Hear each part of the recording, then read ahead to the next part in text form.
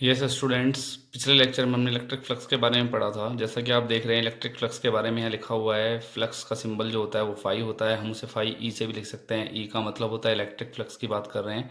इसको हम vector E dot A vector लिख सकते हैं और vector E dot vector S भी लिख सकते हैं। वेक्टर ई डॉट वेक्टर ए होता है ई ए कॉस थीटा और vector E dot vector S होता है E S cos theta. Dot product को जब अपन ओपन करते हैं तो हमें कॉस थीटा मिलता है। फिर उसके बाद हमने इसकी यूनिट देखी है। तो इलेक्ट्रिक फील्ड की यूनिट हम जानते हैं कि इलेक्ट्रिक फील्ड का फॉर्मूला होता है फोर्स बाय चार्ज। तो हम यहाँ पे इसके जो फॉर्मूले को देखते हैं फोर्स बाय चार्ज से, तो इससे इलेक्ट्रिक फील्ड की यूनिट मिलती है न्यूटन अपॉन कूलम। और इनटू में यहाँ पे सरफेस है या फिर एरिया को लेते हैं तो वो उसकी यूनिट होती है मीटर स्क्वायर। तो newton upon coulomb into metre square करते हैं तो इसकी यूनिट हमें मिलती है फ्लक्स की newton metre square upon coulomb. साथ में अगर हम इसको दूसरी तरीके से देखें किसकी हमने एक और यूनिट बनाई थी, तो वो E equal to V by D formula हमें मिला था। तो अगर हम उस फॉर्मूले को अप्रोच करते हैं तो यहाँ पे फ्लक्स की एक और यूनिट मिलती है जिसको हमने निकाला है volt upon metre into metre square से। तो एक मीटर से एक मीटर कैंसिल हुआ तो हमें मिला यहाँ पे वोल्ट इंटू मीटर। तो ये तो हुई फ्लक्स की बात। इसके बाद हमने एरिया वेक्टर के बारे में भी बताया था। यहाँ पे सरफेस वेक्टर जो है, यहाँ पे एरिया वेक्टर है कि पर्टिकुलर अगर हम एक सरफेस ले लेते हैं और उस सरफेस से अगर हम नॉर्मल लाइन पास करा देते हैं, परपेंडिकुलर लाइन जो पास करा देते हैं, तो वो उसके एरिया वेक्टर को रिप्रेजेंट करती है। जैसा कि आप यहाँ देख रहे हो ये एरिया वेक्टर को रिप्रेजेंट कर रही है। इसी तरीके से और भी लाइन्स होती हैं। जैसे अगर इस पॉइंट पे देखते हैं तो इसको अपन यहाँ पे भी एरिया वेक्टर डिनोट कर सकते हैं। यहाँ पे भी परपेंडिकुलर टू द सरफेस, यहाँ पे वो डिपेंड करता है कि अपन कहाँ से सरफेस को कंसीडर करता हुआ ले रहे हैं। तो परपेंडिकुलर अपन पास करा सकते हैं लाइन। इस तरीके से ये एरिया वेक्टर बनता है। अब हम बात कर रहे हैं गॉस गॉस थ्योरम की। गॉस एक साइंटिस्ट का नाम था जिसने अपना एक कंसेप्ट दिया था इलेक्ट्रिक फ्लक्स के ऊपर। बेसिकली अभी तक हमने देखा कि फ्लक्स का जो नॉर्मल फॉर्मूला था वो होता था phi equal to vector E dot vector A. अगर स्मॉल अमाउंट का फ्लक्स लेते थे तो वो होता था D phi equal to vector E dot D A vector. पर गॉस ने इस कंसेप्ट को किस तरीके से नया मोड़ दिया।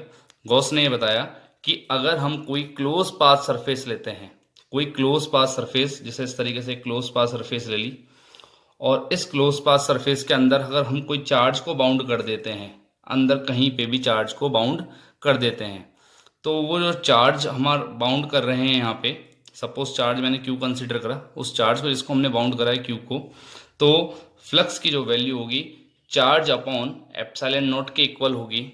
Q by epsilon naught equal to phi.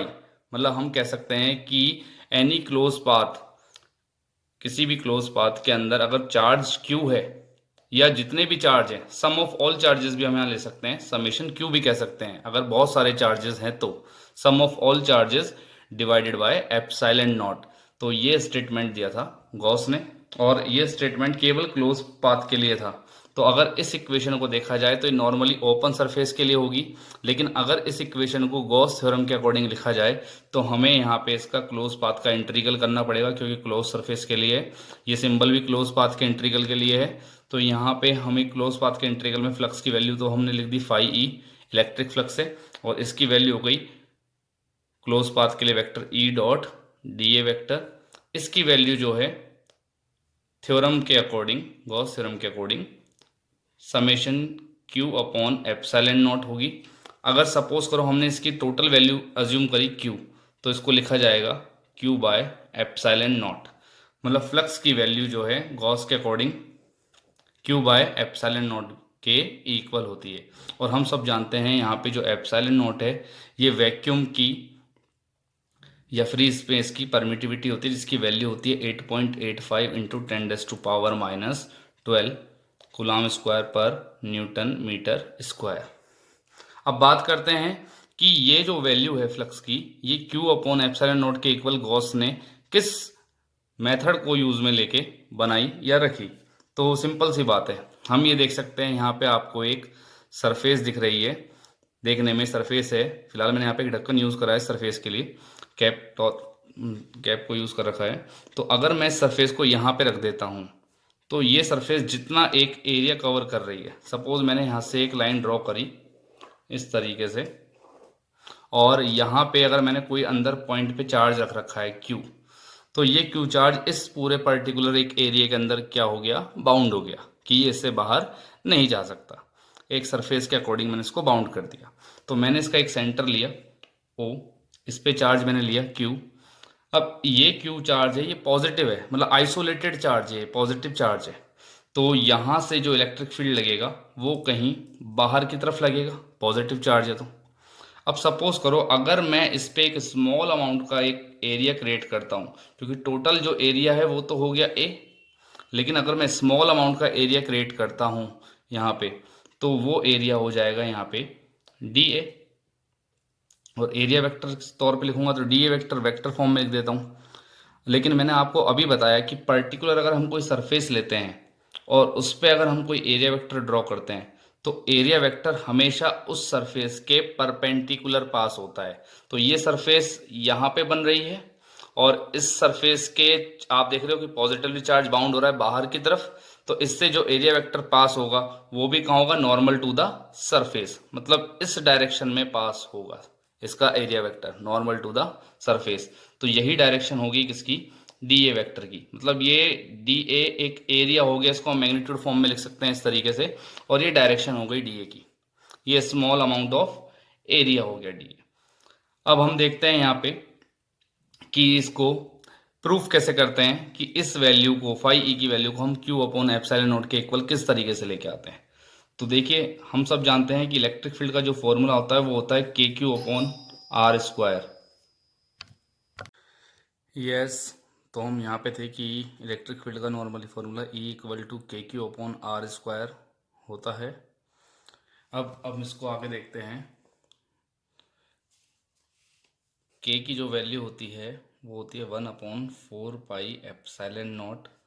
सो ई की जो वैल्यू बनेगी वो बनेगी Q upon 4 pi epsilon naught R square. हम इसको इक्वेशन फर्स्ट लेट कर सकते हैं। अब हम फ्लक्स के बेसिक फार्मूले पे आते हैं जो गॉस ने ये वाला फार्मूला अप्लाई करके ये रिजल्ट बनाया था। तो हम बेसिकली इस वाले फार्मूले की अप्रोच करते हैं और इससे इस वाले फार्मूले को बनाते हैं। देखिए किस तरीके से बनेगा।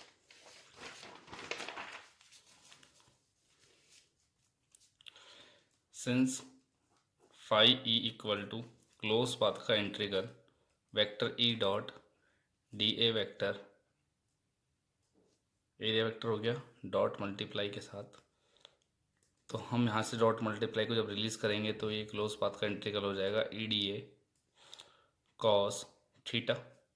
हमने डायग्राम में देखा यहाँ पे कि वेक्टर ई और वेक्टर डी ए दोनों एक ही डायरेक्शन में जा रहे हैं। मतलब अगर मैं यहाँ पे थीटा लेट करता हूँ तो थीटा कितना होगा, 0 डिग्री, बिकॉज जो वेक्टर ई है और वेक्टर डी ए है वो दोनों ही क्या हैं, पैरेलल वेक्टर हैं। तो इसलिए इन दोनों के बीच का थीटा कितना होगा, 0 डिग्री। तो हम उसकी वैल्यू को यहाँ पे रखेंगे और ये यहाँ पे बनेगा क्लोज पाथ का integral E D A cos 0 degree. तो वैल्यू हमारे पास बनेगी ये क्लोज पाथ का integral E D A. E constant है, कॉन्स्टेंट टर्म को हम बाहर रखते हैं और क्लोज पाथ का इंटीग्रल करते हैं डी ए के लिए। डी ए का इंटीग्रल जो करेंगे तो डी ए का इंटीग्रल होगा ए कि कोई एरिया वेक्टर ए के मैग्नीट्यूड के इक्वल आएगा। जैसे हम इंटीग्रल करते हैं बेसिकली कि डी एक्स का करते हैं तो वो एक्स होता है, डी ए का करते हैं तो वो ए होता है। अगर लिमिट लेस होता है तो प्लस कोई कांस्टेंट लगा देते हैं सी।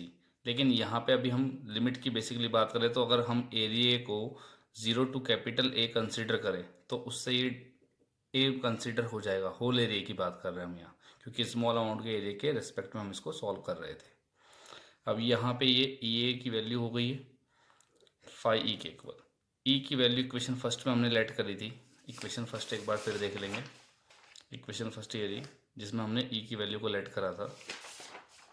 तो इस वैल्यू को हम यहाँ पे पुट कर रहे हैं। ये वैल्यू लिखी Q upon 4 pi epsilon naught R square multiply with A. If we consider spare spherical surface, spherical surface अगर लेट करते हैं इसको, तो यहाँ पे इसका एरिया कितना हो गया 4πr², जिसके अकॉर्डिंग इसको देखा गया था। तो यहाँ पे 4π से 4π कैंसिल, r² से r² कैंसिल, तो यहाँ पे जो वैल्यू बनी Q/ε0, ये फ्लक्स की वैल्यू हमें मिली। तो गॉस ने इसी अप्रोच को यूज़ करके ये थ्योरम प्रूफ करी थी। तो ये गॉस की थ्योरम का प्रूफ है, एनालिसिस है इसका, इसको आप देख सकते हैं यहाँ पे।